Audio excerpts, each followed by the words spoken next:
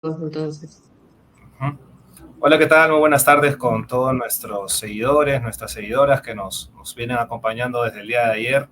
Este es el Simposio Internacional de Lenguas Nativas en el contexto de colonización de los Andes del siglo XVI, que está siendo organizado por glosas croniquenses. Esta es la segunda jornada del mismo, la cual vamos a contar en primer lugar con el desarrollo de la mesa número 3, la cual se titula Toponimia e Hidronimia, relevancia de la capacidad descriptiva de la terminología indígena. Esta tercera mesa está integrada en primer lugar por María Claudia Delgado Guerra. Ella es miembro del proyecto Glosas Croniquenses, seguido de Luis Fernando Aruquipa de la Universidad Mayor de San Andrés de Bolivia y Raúl Daniel Loarte Ruiz de la Universidad Nacional Mayor de San Marcos. En esta primera parte vamos a recordarles antes de empezar que cada uno de los ponentes y de las ponentes van a contar con un aproximado de 20 minutos, van a presentar sus reflexiones en torno a los temas que el día de hoy nos van a compartir en cada una de las mesas que se encuentran en el programa que ustedes pueden visualizar, y seguido al término de cada una de estas ponencias se va a dar un lapso aproximado de 10 minutos para que cada uno de ustedes puedan compartirnos sus preguntas o comentarios al respecto. En este momento entonces vamos a presentar a la primera ponente, quien es María Claudia Delgado. María Claudia es integrante del proyecto de glosas croniquenses, como ya les he mencionado. Ella es bachiller en lingüística y literatura con mención en lingüística hispánica por la Universidad Católica del Perú. Actualmente también es maestra en fonoaudiología en el Centro Peruano de Audición, Lenguaje y Aprendizaje. Ha sido ponente en diferentes congresos nacionales e internacionales. Uno de los más recientes ha sido el congreso, el quinto congreso de Relaeti, organizado en la Universidad de Antioquia, en Medellín, Colombia, a mediados de este año, junto a diferentes actividades vinculadas sobre todo a sus temas de interés que ustedes pueden visualizar también en la página web de Glosas Croniquenses. Adelante, María Claudia, gusto de tenerte aquí con nosotros. Gracias, Emanuel. Bienvenidos a todos. Es un gusto estar aquí y poder compartir un poco más del trabajo que hacemos en Glosas. Bueno, en mi caso yo voy a presentarles la ficha léxica de la palabra marañón, ¿no? A grandes rasgos, una ficha léxica es un producto que hacemos a partir de una investigación de documentos archivísticos, eh, y a partir de también las crónicas del 16, que son las más cercanas al proceso de colonización. eh, y a partir de estos materiales generamos una pequeña investigación acerca de las palabras. En este caso, yo he elegido trabajar un hidrónimo que, bueno, que es muy común y se escucha mucho dentro del repertorio léxico nuestro, del Perú y de toda la región amazónica. Siguiente, Manuel. Bueno, la voz marañón, como sabrán ustedes, forma parte de nuestro repertorio léxico hasta el día de hoy y tiene varios referentes en el Perú y, como les comentaba, en toda la región amazónica. El más resaltante es el río Marañón, que fluye íntegramente por el territorio peruano. Ahora, cuando escuchamos Marañón, creemos que se trata de una palabra española, y en efecto, Marañón es un nombre muy antiguo en España, incluso antes de la conquista, y aparece citado en documentos tan tempranos como el siglo X. Sin embargo, esto no quiere decir necesariamente que el río Marañón se llame así por el Marañón de España. En esta sesión vamos a centrarnos justamente en ese tema, en el origen del nombre Marañón en América, y más específicamente en el río Marañón. Ahora bien, como sabemos, el análisis de la nominación, de ponerle nombres a los territorios colonizados, presenta siempre una serie de retos específicos. Y en la medida que están mediados por también una cosmovisión invasora. En este caso viene a ser la perspectiva europea, ¿no? Sus nociones de geografía, de medidas, ¿no? Y en el caso concreto de los ríos de la Amazonía, el desafío se vuelve aún más complejo, ¿no? En la medida que se incrementan los criterios de influencia, ¿no? Estamos hablando de muchísimas lenguas, de diferentes culturas, de diferentes pueblos originarios y también diferentes tipos de invasores, ¿no? De colonizadores. Estamos hablando de españoles y también de portugueses. Siguiente. Eh, Ahora, ¿cómo surge el término? ¿No? Primero, es importante establecer que Marañón es un nombre compartido, ¿no? Y su origen y su etimología, referentes también, han sido objetos de discusión en varios planos.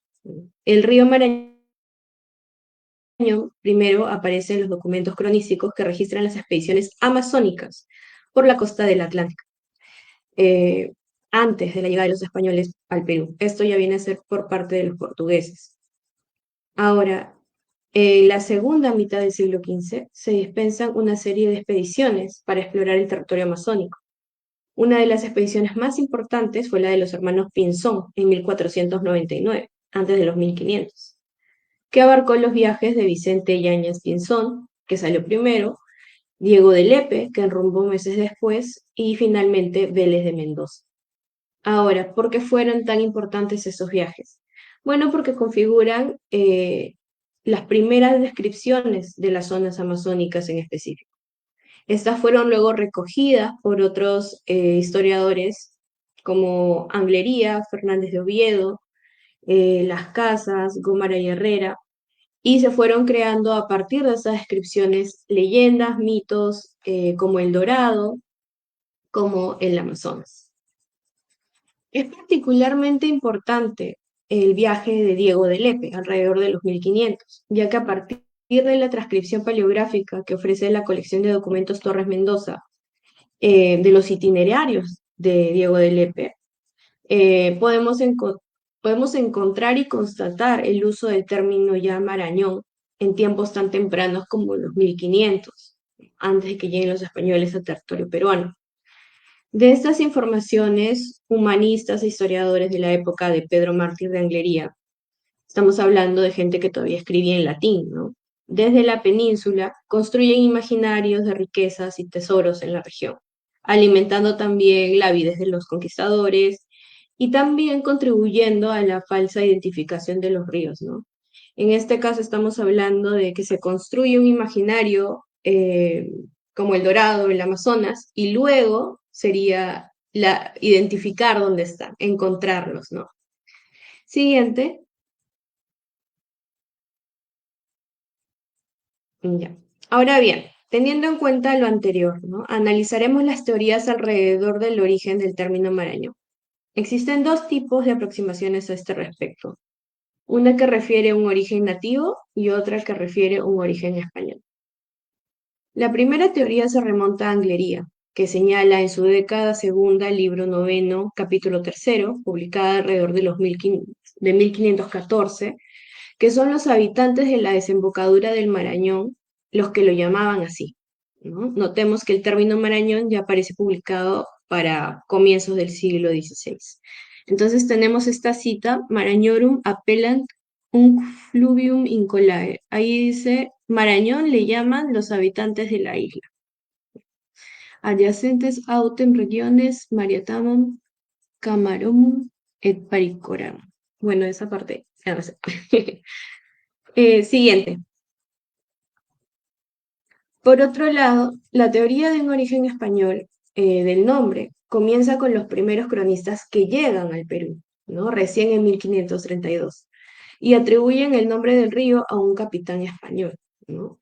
Así en 1555 Zárate dice, y este río se llama el Marañón, porque el primero que descubrió la navegación de él fue un capitán llamado Marañón. Ahora, esta versión es luego tomada y reproducida por ejemplo, el padre Limón, luego, subsecuentemente, también el padre Pablo Maroni, que es utilizado bastante, y se perpetúa esta versión durante los siglos XVII y XVIII, ¿no? Ahí tenemos también otras citas.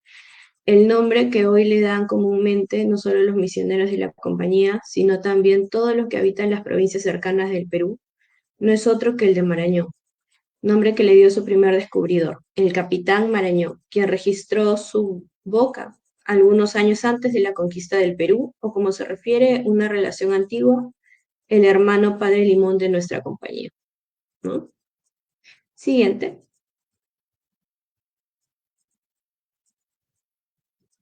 Varios historiadores han tratado de elaborar sobre este personaje, en particular este elusivo capitán Marañón. Y la figura más cercana a la de este capitán es la de un capitán Marañón que acompañó al adelantado de Mendoza en 1533, ¿no? A- hacia la parte de lo que ahora es Argentina y que también exploró el río Jaén.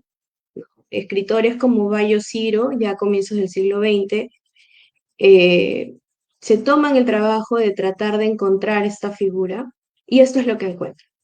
El nombre del capitán Marañón lo encuentro por primera vez en la expedición del adelantado de Mendoza al Río de la Plata, en 1535, mandando uno de los buques de la flota. Según Oviedo, sufrió una derrota en el camino y llegó a la isla de Santo Domingo. De aquí se trasladaría a Darién y al Perú. Entonces estamos hablando de una ruta por el Pacífico, ¿no?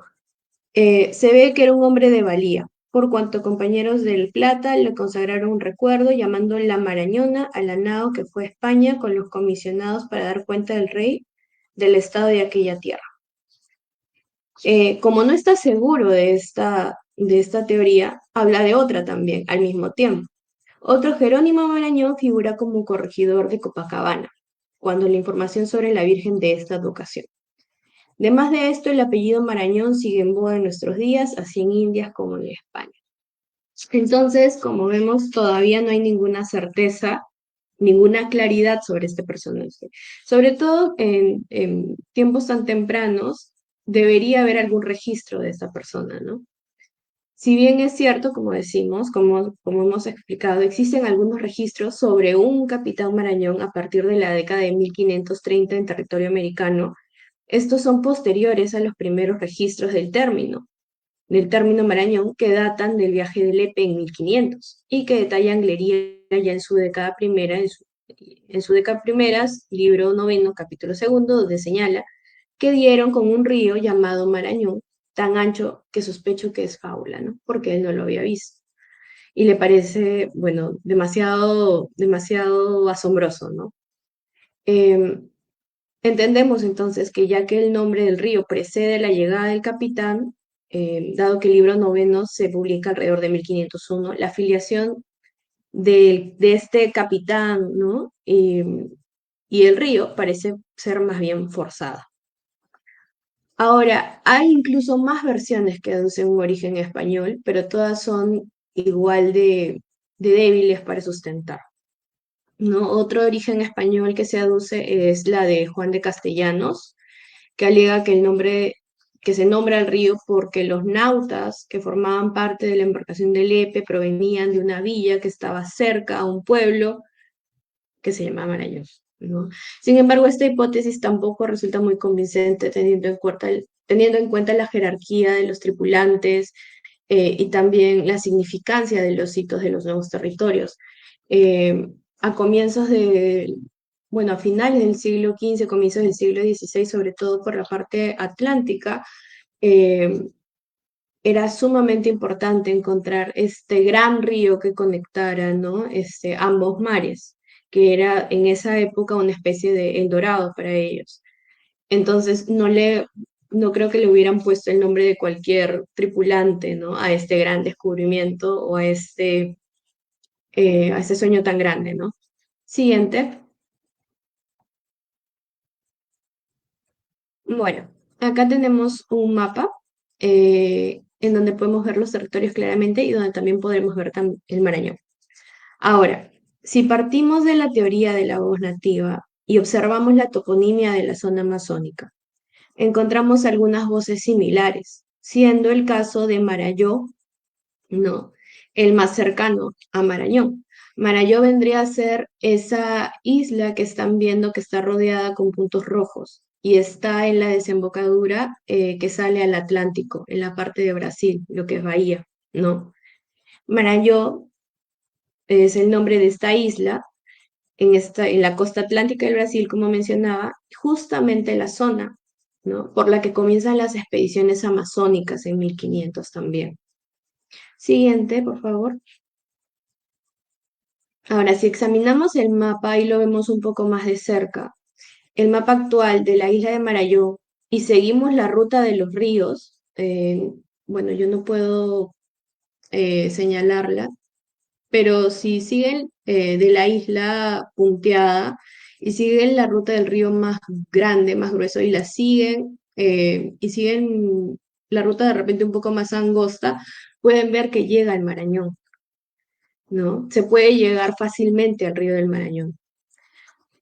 Ahora, también tenemos, para sustentar esto, estudios arqueológicos que han encontrado que en ese lugar se asentó una cultura que se llamaba Marayoana y que dató del 400 antes de Cristo hasta el 1600 después de Cristo, ¿no? Cuando llegan los españoles, en ese caso los portugueses, y que se extingue con la llegada de los portugueses. Se debe tener en cuenta entonces una posible filiación entre estas palabras, ¿no? Siguiente. Ahora, considerando ambas aproximaciones, la española y la marañoana, podemos acercarnos un poco más al origen del término Marañón. Es posible que al comienzo de sus expediciones en la costa del Atlántico brasileño, ¿no?, los españoles escucharan el nombre Marayó o similar y lo asimilaran a su léxico, ¿no?, filtrando rasgos fonéticos y adecuando características lingüísticas. Ahora, en la evolución del Marayó a Marañón, el cambio fonológico que más llama la atención es el proceso de nasalización, ¿no? La y a la ñ. En el español, el fonema y es muy poco común, no forma parte de nuestro repertorio fonémico de las consonantes de la lengua. Y en este sentido, los hablantes probablemente no encontraron un contraste fonológico significativo entre y alguna otra fricativa sibilante, ¿no? Sin embargo, dentro de su propio territorio léxico, ya había un término muy cercano, que era Marañón. Para el siglo XV, Marañón era un nombre ya muy antiguo en España, aparece citado en documentos antiguos también, es decir, se encontraba muy arraigado en el repertorio léxico de los navegantes de las primeras expediciones, ¿no? En este sentido, es probable que en lugar de utilizar un fonema y, que era muy poco común a su lengua, que de repente también era difícil de pronunciar, los hablantes optaran por utilizar la voz que ya formaba parte de su léxico y que se le parecía mucho, ¿no? A esto se le añade también que ambos fonemas se articulan en zonas muy cercanas en la boca, ¿no? En las zonas postalveolar y en la zona alveopalatal. Entonces eso facilita que los cambios que hayan, en este caso una asimilación nasal, se dé de una manera mucho más rápida. Ahora, si bien es cierto que el tránsito de Marayó a Marañón respondería a un proceso fonológico y lingüístico, que es lo que estoy proponiendo aquí, es necesario notar también que hay una carga política, hay una carga cultural e histórica, que conlleva también la preeminencia de un nombre español, ¿no? Grounds señala que los nombres de lugares, los topónimos, a menudo se utilizan con fines conmemorativos y pueden estudiarse como monumentos simbólicos que influyen enormemente en la memoria pública. Es por esto que desde el comienzo de la conquista los españoles mostraron la tendencia a imponer nombres europeos, tanto topónimos como patronímicos, ¿no? Y en este caso hidrónimos. Se puede colegir entonces, ¿no?, que estando este término ya asimilado al repertorio léxico, se busca establecer luego un origen hispano para este, ¿no? Teoría que se cimenta por lo que vemos en las crónicas y que se perpetúa luego en otros documentos y llega hasta ya la literatura y el repertorio léxico en general. Y esto, bueno, siempre tiene repercusiones sociales y culturales, ¿no? Como vemos hasta ahora. Eso es todo. Muchas gracias.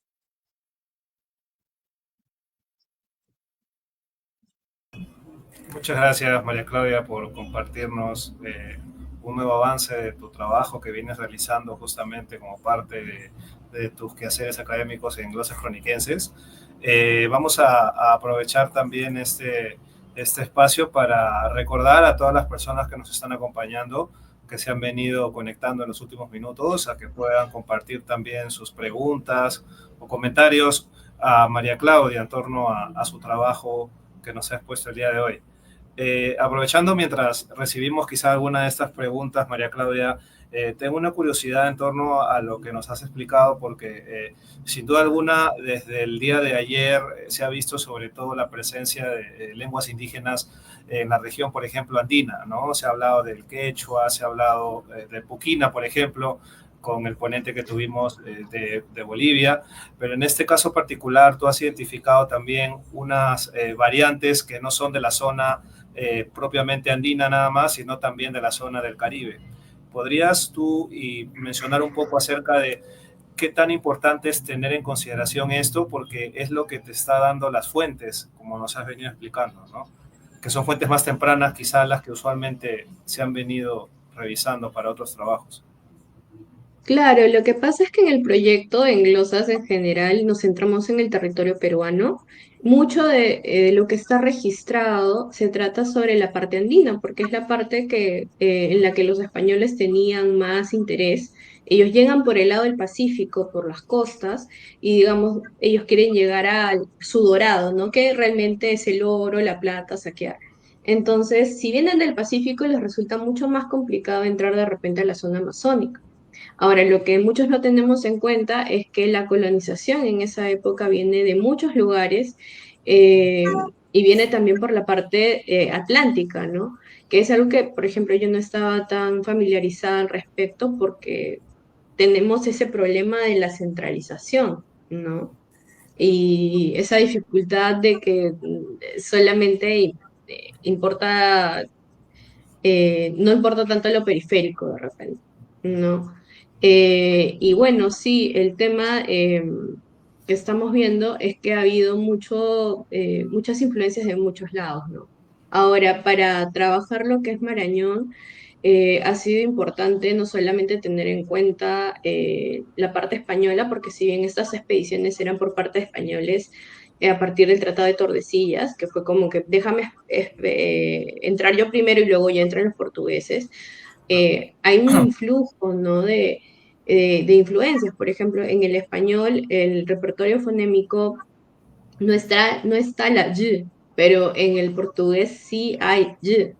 Entonces, cómo de repente ellos han trabajado, han encontrado trabajar con estas lenguas que han encontrado luego, pues sería muy interesante ver también ese lado, ¿no? Ver otros tipos de investigaciones, no solamente de repente quedarnos en lo nuestro, pero al final del día todo está conectado, ¿no? Y si bien hemos visto lo quechua, lo aymara, lo fuquina, también vamos a ver mucho lo que son lenguas del Ecuador, por ejemplo. eh, y también, bueno, ahora me parece que hay un ponente que va a ver esta relación, ¿no?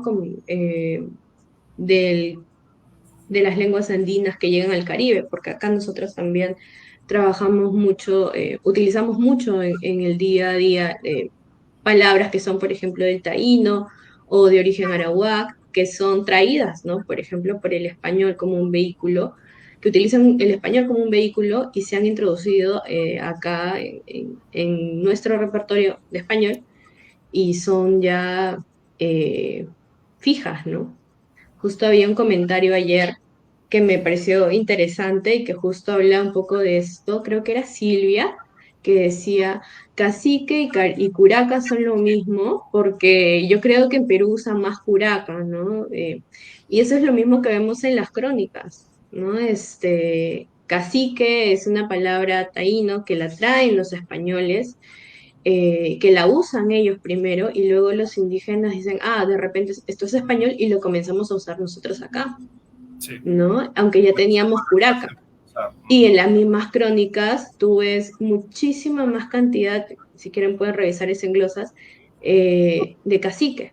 Curaca se usa mucho menos en las crónicas, ¿no? Aunque curaca es quechua. Entonces, lo vemos con asua, con chicha, con un montón de palabras. Y en este caso, pues, hemos tratado de investigar un poco para ver el origen de Marañón, ¿no? Si es realmente español, si tiene algún rastro indígena, ¿no? En este caso, de una cultura que ya está extinta y que de repente, bueno, sería interesante revisar un corpus, ¿no? Pero sí, hay bastante trabajo por ahí. sin duda, sin duda. Y es muy interesante, ¿no? Porque también nos recuerda que cuando queremos analizar este proceso de colonización, no necesariamente ha empezado en el mismo espacio andino, ¿no? sino sobre todo estamos hablando de la zona de Centroamérica, que fue el espacio geográfico que recibió las primeras llegadas de los españoles, ¿no? Y ahí Claro, han habido diferentes enclaves que luego se superponen, ¿no? Las formas de explotación, por ejemplo. muchas Primero experiencias. las utilizan en el Caribe, luego las traen para acá, las usan ya luego en Potosí. O sea, todo está encadenado, todos somos colonizados, ¿no? Y el tema lingüístico también, ¿no? Cómo va migrando, ¿no? Con este movimiento de los mismos españoles. Bien interesante. Justo hay una pregunta en relación a esto. Justamente Lidia nos comenta, nos dice, ¿se tiene noticia de otras influencias del portugués sobre el castellano o las lenguas indígenas en el siglo XVI? Disculpa, ¿se tienen noticias de otras influencias? Sí, de todas maneras que debe haber. Ahora, yo no tengo conocimiento, ahorita no he investigado más que justo en este caso, pero tiene que haber. Es de todas maneras un tema que quiero investigar Ujú. porque sí es riquísimo. O sea, las expediciones que se hacen por la zona atlántica son súper tempranas. Están súper conectadas con un montón de procesos y de todas maneras repercuten para lo que luego se viene en 1532 en Perú. ¿Y recuerdas alguna fuente en particular, alguna crónica, alguna relación? Ah, para trabajar lo de ríos es bien Sí. interesante, ¿sabes qué? Gil Munila trabaja mucho lo que es el Amazonas, Marañón, incluso otros ríos que ahorita también existen, el Napo, eh, me parece que hay varios de Brasil. Y lo que pasa es que el tema de los ríos, antes de que lleguen a Perú, antes de que escuchen de Cusco, ¿no? E incluso Quito, está esta fascinación por el Amazonas, por el país de la canela, por el Dorado, que en su imaginario es muy amazónico también, es muy verde. Entonces ellos creen que entrando por el Atlántico van a encontrarlo mucho más rápido. O sea, eso está en el imaginario que ellos se inventaban solitos, ¿no? Este, Sí, entonces, de todas maneras que hay más investigaciones al respecto, sí. Nancy dice, en el glosario de glosas tenemos Marañón citado por Diego Dávila Briceño. Este recibía el agua de Jau. Sí, sí, sí, sí. De hecho, Marañón está, claro, en la relación geográfica de Diego Dávila Briceño, pero también está en varios autores también, ¿no? Como Zárate, que era uno de los que citaba, y más bien justo trabajando en ese glosario de Zárate que tiene muchísima información, es que decidió trabajar un poco en Marañón, porque él es específicamente el que dice, no, es por un capitán Marañón. Y nos resultó mm, resultaría fácil de repente a partir de ese tipo de declaraciones encontrar un capitán Marañón, y de hecho no se encontró, ¿no? Justo Diana, que también es una historiadora del equipo, ayudó a hacer estas investigaciones, a buscar registros que sí hay, ¿no? Sobre todo en esas épocas tempranas de la gente que va llegando y Ujú. pues no estaba. Bueno, justo a Diana la vamos a tener más adelante. Ahí quizás si algún interesado sobre ese tema también le puede hacer alguna pregunta. María Claudia, te cedo la palabra para que podamos continuar con los demás ponentes de la mesa 3.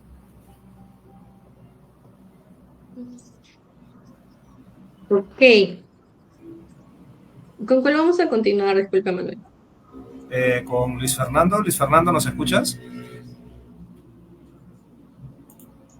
Claro que sí, acá estoy presente.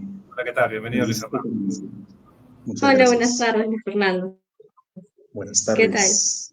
Bueno, ahora te voy a presentar. Estamos acá con Luis Fernando Aruquipa Chino. Luis Fernando es estudiante de la carrera de Historia de la Universidad Mayor de San Andrés en Bolivia. Sus estudios se centran en la etnohistoria, específicamente en la movilidad de grupos étnicos en el espacio andino durante los siglos XV al XVII. Ha participado en varios seminarios y conversatorios en torno a temas de historia colonial. Bienvenido, Luis Fernando. Adelante. Muchas gracias por la presentación.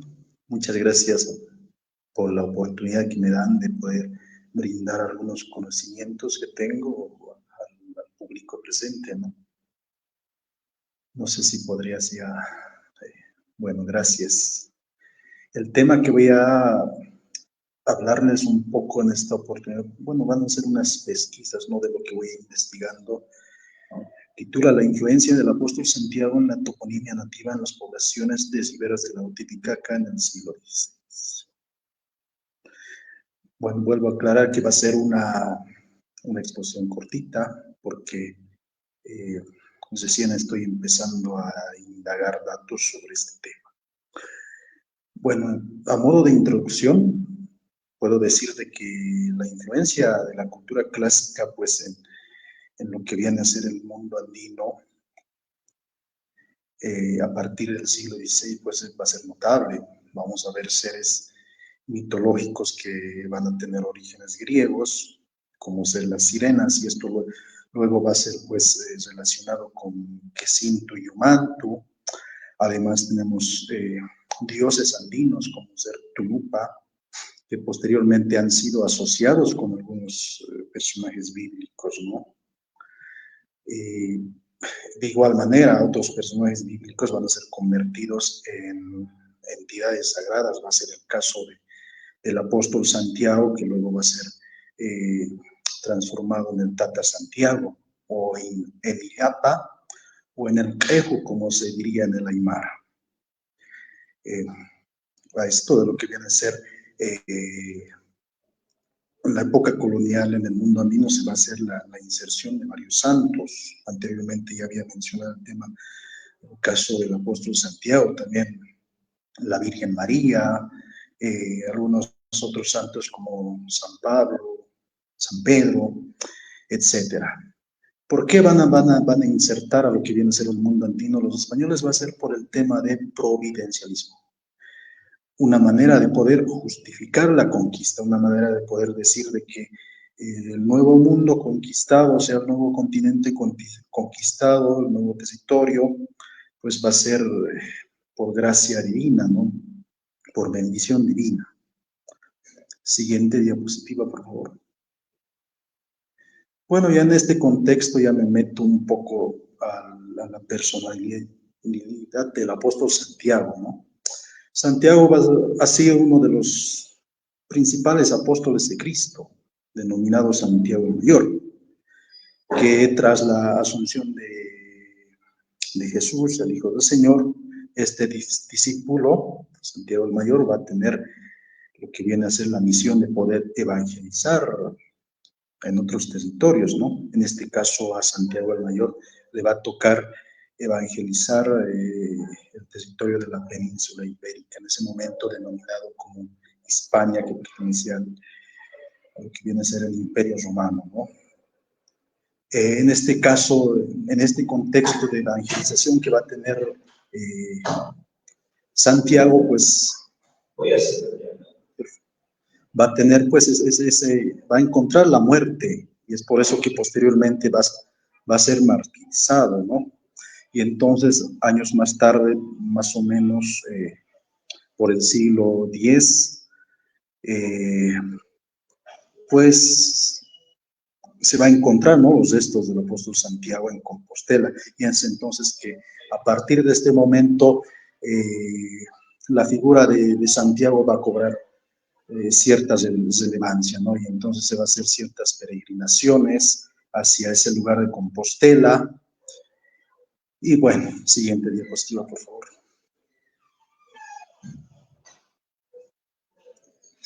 Y bueno, en ese contexto también surge, ¿no?, la personalidad de apóstol del santo de Santiago el Peregrino, pero también luego con la invasión de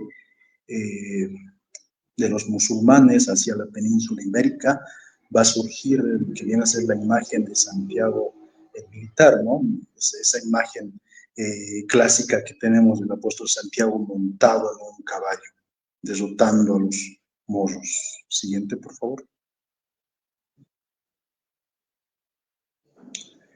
Y bueno, como anteriormente les había comentado de que en ese contexto de la invasión de los musulmanes hacia la península ibérica, pues se va a crear esta imagen de Santiago el militar, ¿no?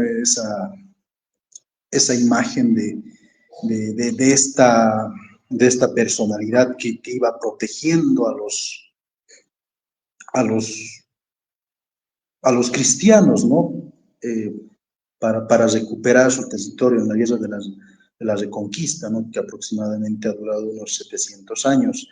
Entonces, los cristianos se encomendaban mucho a Apóstol Santiago. Entonces, tenemos ahí algunas referencias en la literatura, como ser el poema del Mío Cid, los poemas de Fernán González, el poema de Alonso Anceno, entre otros, ¿no? Siguiente, por favor.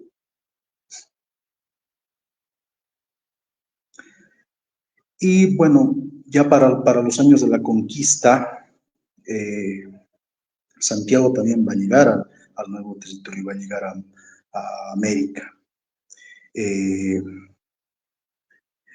Y esto también va a estar reflejado en algunas crónicas. Tenemos las crónicas de Gonzalo Fernández de Oviedo, Francisco López de Gómara, Bernal Díaz del Castillo, Pedro Cieza de León, Juan de Betanzos, José de Acosta, el cronista indígena Guamán Poma de Ayala y el cronista mestizo Garcilaso de la Vega, entre otros cronistas más que van a mostrar esas supuestas apariciones milagrosas durante la conquista de los españoles. Siguiente, por favor. Lo más interesante es, pues, cómo es que el apóstol Santiago ha sido relacionado con el trueno, ¿no? Según Teresa Gisbert, ya desde las épocas de Cristo, ya denominaba a Santiago y a su otro apóstol Juan como hijos del trueno. Es por ello que más tarde, ya durante la conquista, posiblemente se lo ha llegado a relacionar a Santiago con Illapa, ¿no? Con el dios del trueno. Y bueno, también esta relación va a empezar en el milagro de Sunturhuasi, ¿no? Al parecer los peninsulares, al momento de que sentían ese temor de que iban a ser vencidos por los indígenas que estaban siendo comandados por Manco Inca, pues gritan al cielo pidiendo la ayuda de Santiago, y entonces por un milagro aparecen diversos truenos, y entonces ahí se ve, digamos, ahí pensaban de que los españoles, de que Santiago los estaba viniendo a rescatar, ¿no? Siguiente, por favor.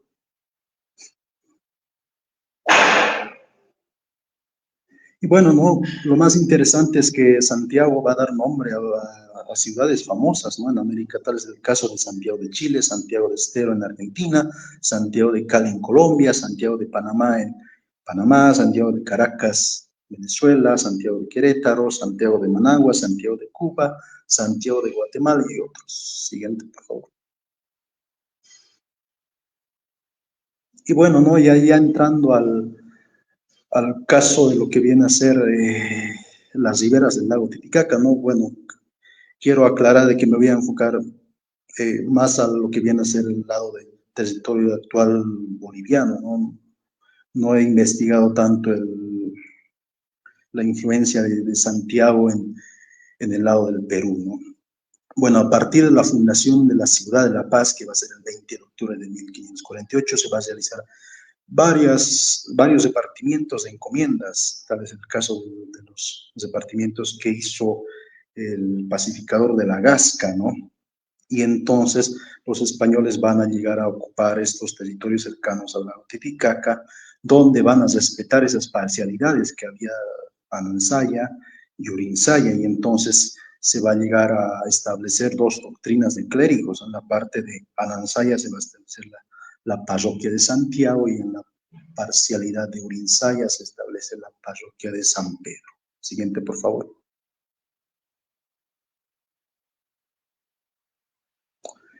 Y bueno, ¿no? En este contexto, ya después de los repartimientos, vienen pues las reformas toleranas, desde 1572 hasta 1575, ¿no? En donde se hace la reducción de pueblos de indios, ¿no?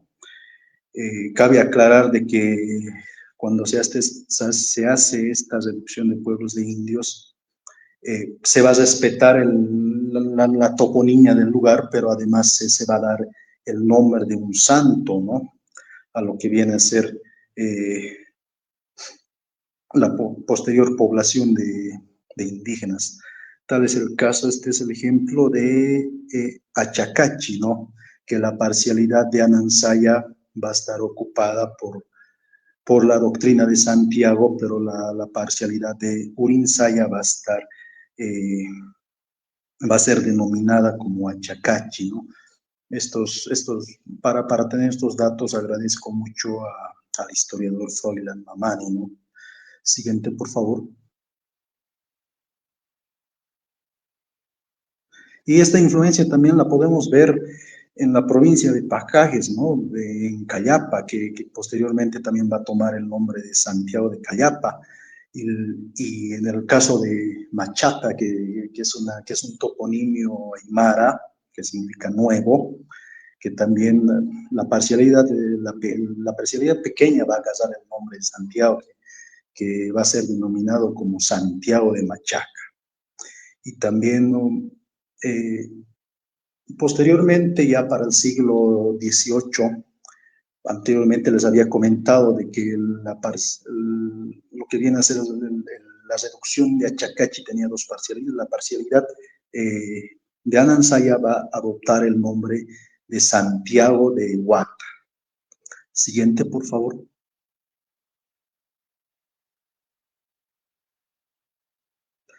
Y bueno, ¿no? Ya les había comentado el caso de Santiago de Huata, ¿no? Que va a surgir a partir del siglo XVIII. También ya vemos otras poblaciones que adoptan el nombre de Santiago a orillas del lago Titicaca, como ser el caso de Santiago de Ocola, Santiago de Oje, y en otros lugares también cercanos a estas poblaciones que están en riberas del lago Titicaca, ¿no? Tal es el caso de Santiago de Quima, en la actual provincia de Iquisibi, Santiago de Collana, en Naroma, Santiago de Huaripuyo, que está cerca de Santiago de Machaca. Y bueno, también se hacen las fiestas patronales, ¿no? Toman como santo a Santiago en las poblaciones de Tacamara, en la provincia de Huanosuyos. En Huaki, por ejemplo, se hace una gran fiesta el 25 de julio de cada año. En La Caya, en la provincia de los Andes, en Calamarca, en la provincia de Roma, ¿no? Y entonces, ya para concluir, es bien interesante cómo es que influye Santiago. Primeramente les había dado esos ejemplos en las principales ciudades de América, ¿no? En Chile, en Ecuador, en Colombia, pero en algunas poblaciones de riberas del lago Titicaca también da el nombre a esas poblaciones, pero se mantiene el nombre toponímico del lugar, pero se adiciona esto de Santiago, y pues también varias de esas poblaciones que están cerca al lago Titicaca adoptan a Santiago como santo patrón, ¿no? Y entonces se hacen estas fiestas cada 25 de julio. Siguiente, por favor. Y bueno, sin más que decir, agradezco por su atención. Muchas gracias. Muchas gracias, Luis Fernando. Muy interesante también el carácter providencial de Santiago y también su diseminación, ¿no? En todo el continente, de su nombre como topónimo, ¿no? Ahora vamos hacia las preguntas.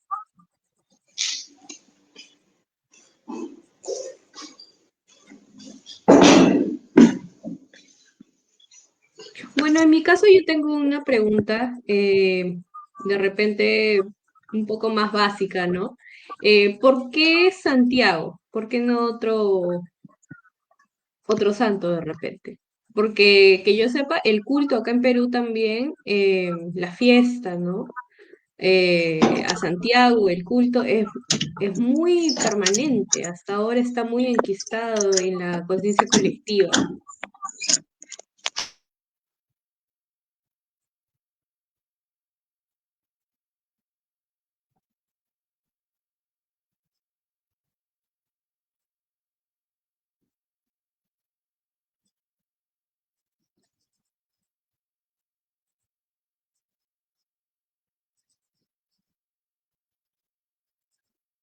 Luis Fernando.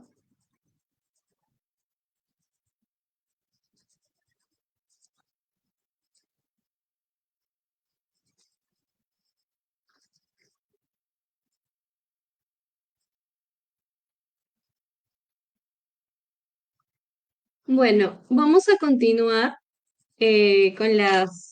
con la nueva participación para cerrar la mesa número 3. A continuación vamos a presentar a Raúl Daniel Oarte Ruiz. Él es licenciado de Filosofía, magíster en Historia por la Universidad Nacional Mayor de San Marcos y diplomático. Ha servido en Guayaquil, Machala, Hamburgo y actualmente labora en Puerto España, Trinidad y Tobago. Ha realizado publicaciones de artículos y ensayos en el Perú y en el extranjero. Actualmente prepara su tesis doctoral en Historia del Arte. Bienvenido Raúl Duarte.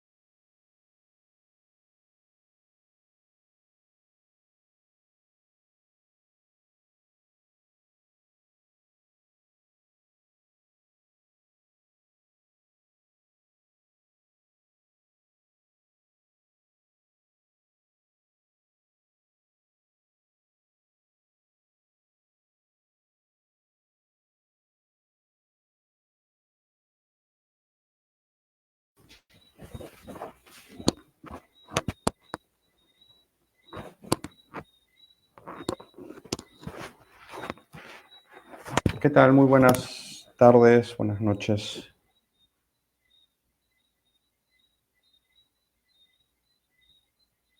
No sé si me escuchan.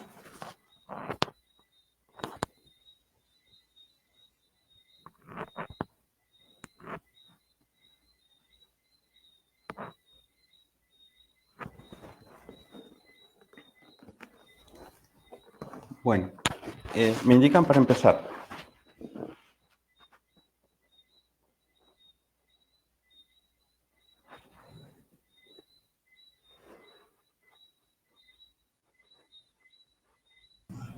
Sí, puede comenzar, por favor.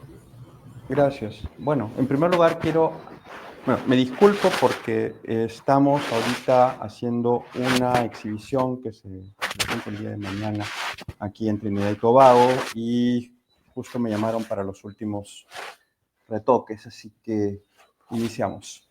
En primer lugar, quiero agradecer a los organizadores de este simposio por brindarme la oportunidad de comentar algunas de las notas que he venido realizando desde mi llegada a Trinidad hace 8 meses.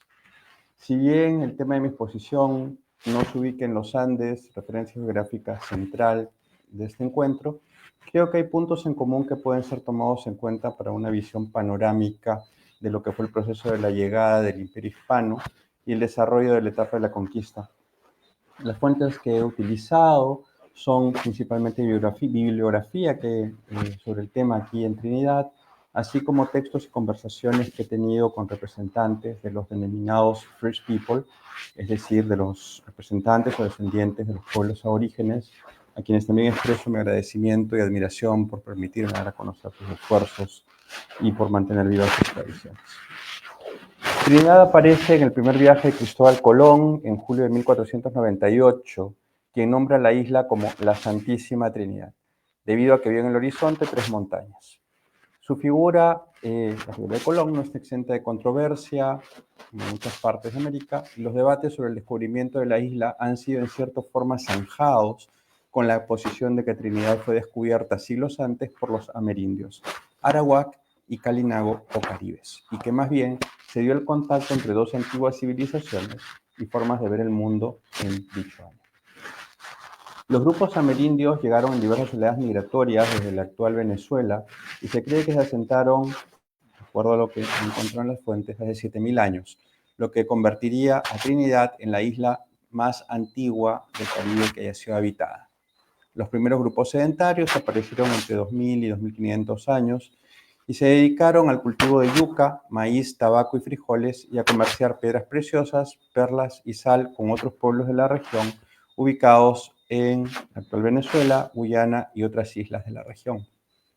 La denominación de los lenguajes que usaban se agrupó en las lenguas arahuacanán o arawak y la lengua caribán. Las poblaciones estaban regidas por un jefe o cacique que podían realizar funciones de chamán. Los diversos grupos podían tener disputas o guerras entre sí sin que ello impidiera continuar con su comercio. El primer asentamiento español que se dio fue la ciudad de San José de Oruña, que fue la primera capital de Trinidad, fundada por Antonio de Berrio, como intento de un centro de operaciones para la búsqueda del dorado.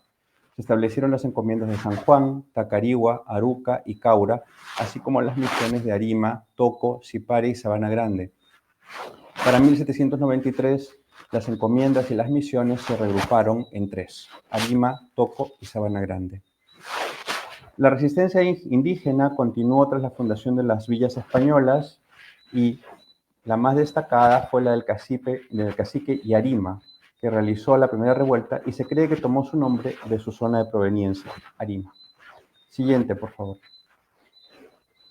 En 1757 se creó la misión de Santa Rosa de Lima en Arima por los capuchinos aragoneses.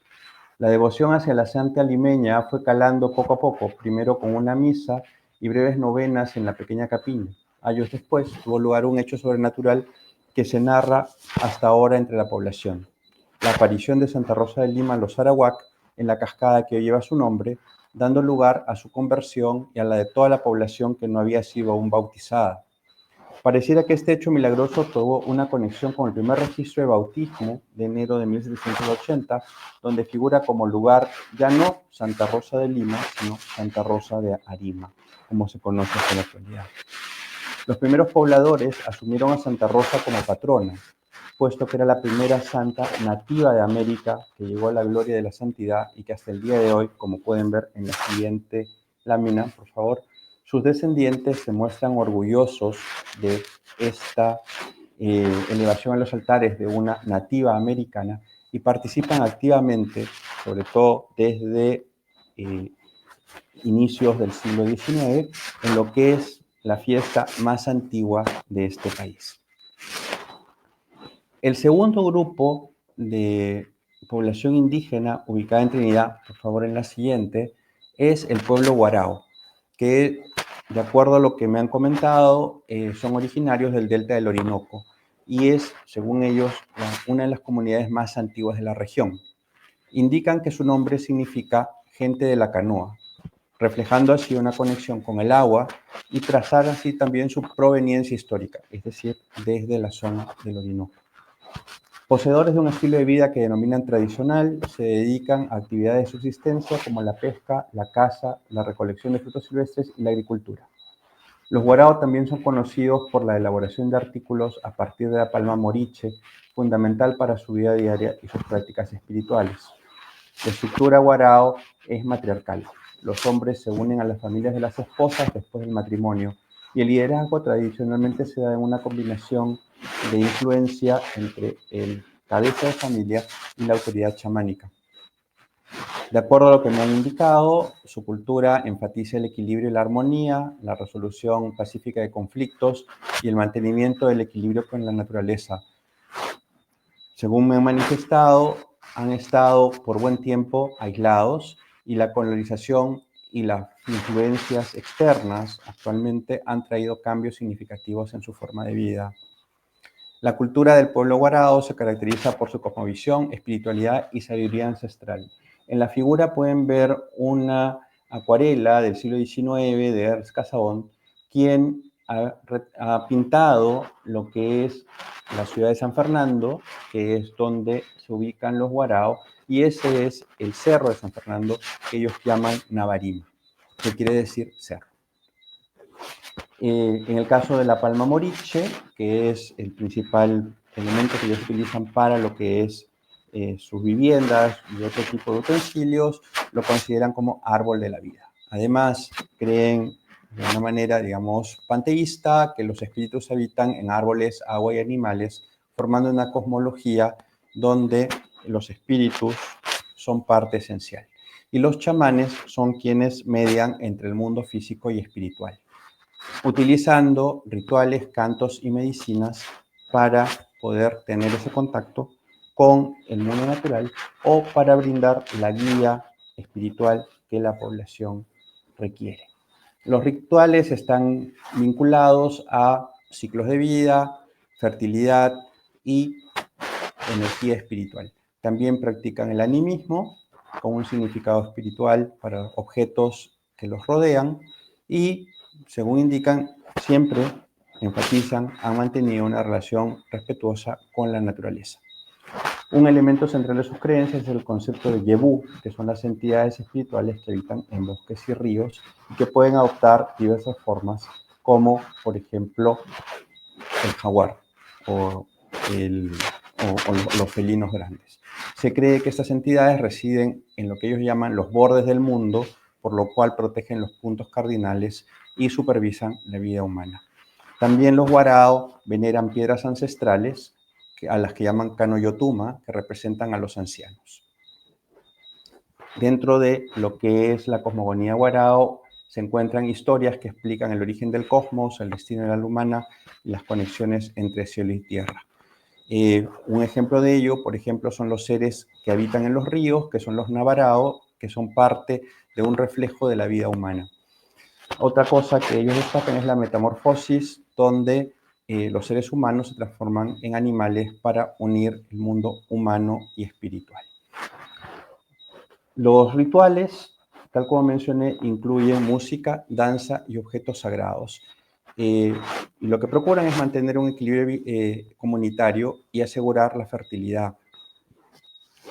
Cada mes de octubre hay un ritual especial de los pueblos indígenas, en este caso de los Warao, en el Cerro Navarima, donde ellos tratan de buscar una especie de conexión y armonía con el mundo celestial y con la naturaleza que les rodea, ¿no? Y de esta manera integrar todo lo que es la concepción de su vida.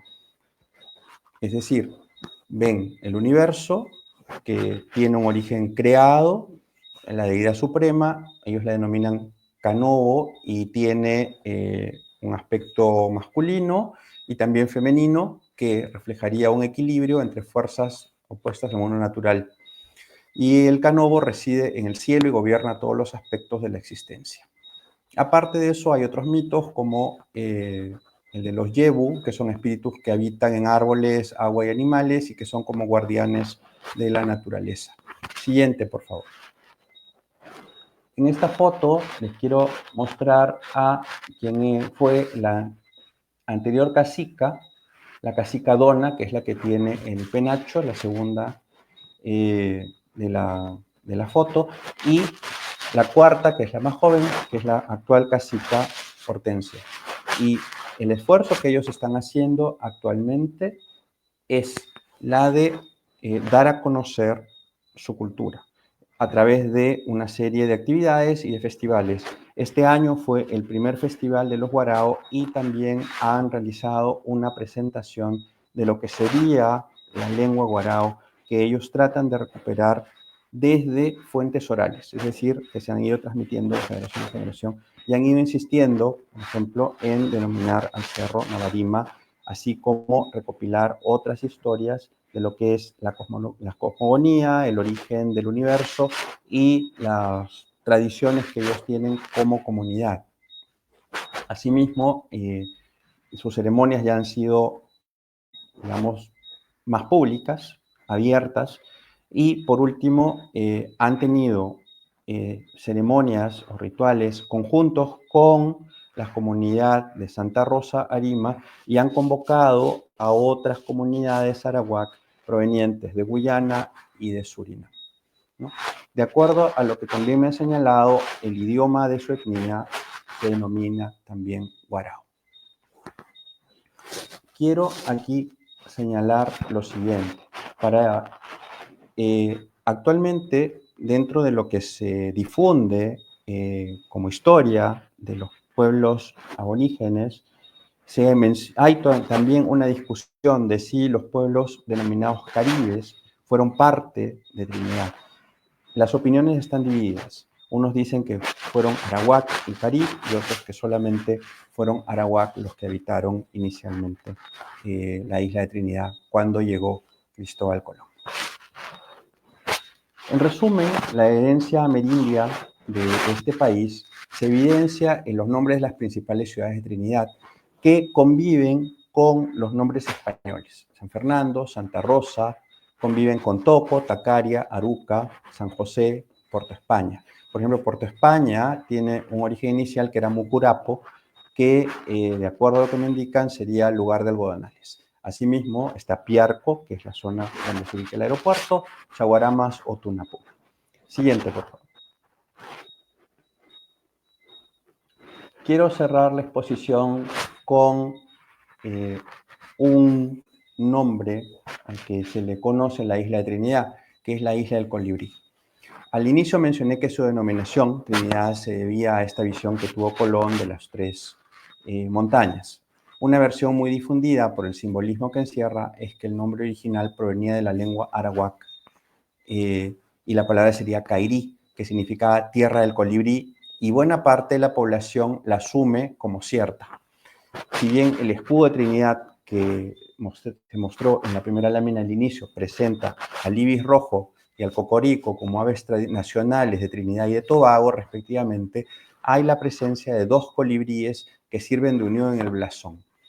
Y esto es significativo, ¿no? El colibrí se encuentra en la moneda nacional, se encuentra en las condecoraciones, en los logotipos y en diversos documentos y expresiones del arte. Como parte de las discusiones sobre quiénes ocuparon los primeros asentamientos indígenas, se ha señalado que la traducción es equivocada y que más bien Cairí significa isla, una de varias, cada una con circunstancias comunes y especificidades que vale la pena descubrir. Y con esto quiero terminar. Muchas gracias.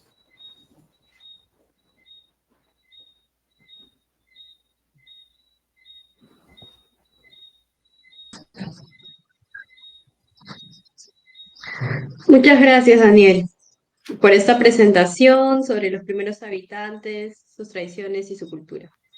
Gracias. Entonces vamos a dar comienzo a los comentarios y a las preguntas. A ver, Lidia Fosa tiene una pregunta. ¿Existe alguna ceremonia relacionada con el huracán?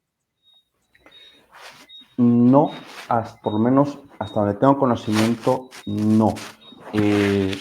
Ya hemos pasado también la temporada de huracanes, pero no hay ningún tipo de manifestación expresa que, digamos, trate de contener o de digamos, hacer algún tipo de influencia dentro de lo que es la naturaleza.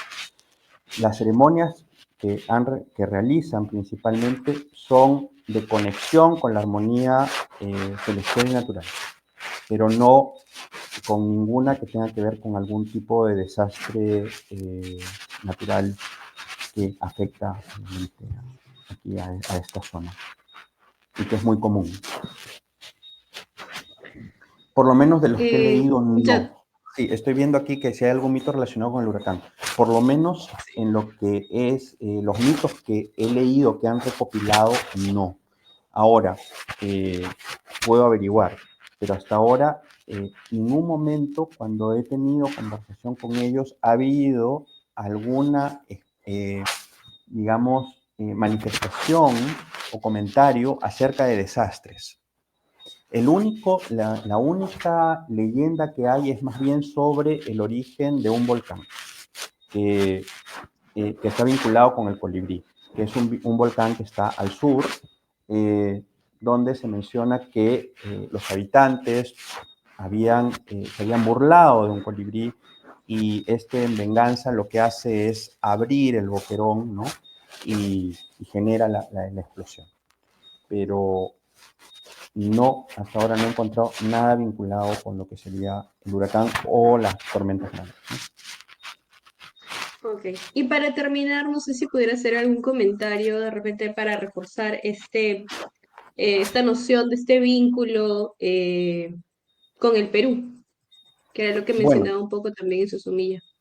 sí, para mí la sorpresa grande fue este vínculo con Santa Rosa, ¿no? Que es una devoción que llegó, ni bien Santa Rosa fue canonizada. No he encontrado datos de cuando ella fue beatificada. Más bien, sí, cuando fue canonizada y que se habla mucho de esta aparición, que generó que un pueblo entero, una comunidad entera que no había sido bautizada y que era la más reacia, la suma. Y hasta ahora ellos mantienen esa vinculación o esta, digamos, relación de que Santa Rosa es una como ellos. O sea, no Ok, hay una separación como nosotros que digamos que Santa Rosa es criolla, ¿no? O sea, para ellos es claro, una nativa americana. Y qué desde bonito. ahí empiezan ellos a hacer la celebración, que es la más antigua de la ciudad, donde hay, diríamos, una especie de unión entre todos los poderes. El poder político, porque lo organiza actualmente el municipio, el poder eclesiástico, que mantiene la Iglesia Católica con el templo, y el poder de la comunidad, porque el cacique está presente con todos, y todos tienen una parte activa en la celebración y en la procesión, ¿no? Si bien ellos se autodenominan católicos, también obviamente tienen parte de sus rituales durante el mes de agosto en honor a la festividad de Santa Rosa. Y tal como mencioné, Claro, había, o sea, desde que hay o sea, esa coincidencia de que ellos se convierten, la misión ya no es Santa Rosa de Lima, sino Santa Rosa de Arima. claro.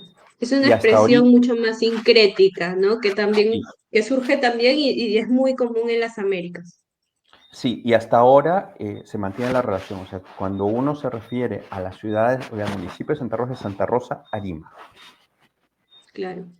Qué bueno, qué bonito. Muchas gracias, Daniel. Con esto cerramos la mesa número 3 y bueno, también los invito para que vuelvan aquí a las 6:50 para la mesa número 4 sobre fuentes y escritores y sus agentes. Muchas Ok, gracias. muchas gracias también.